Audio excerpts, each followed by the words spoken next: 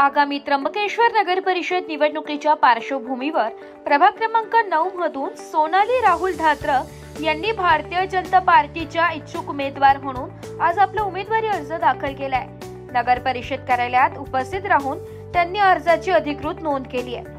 अर्ज दाखल करताना त्यांच्या सोबत मोठ्या संख्येने पक्षाचे कार्यकर्ते आणि स्थानिक समर्थक उपस्थित होते। या प्रसंगी कार्यकर्त्यांमध्ये उत्साहाचे वातावरण पाहायला मिळाले।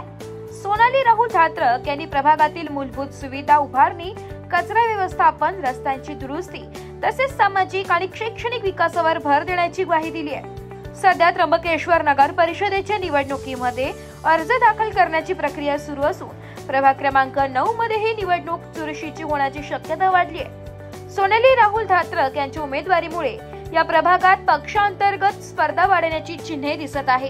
नमस्कार, मी सोनाली राहुल धात्रक प्रभाग क्रमांक 9 मधनं उमेदवारी अर्ज दाखल केलेला आहे आणि माझं भारतीय जनता पक्ष याकडून मी उमेदवारीसाठी इच्छुक आहे।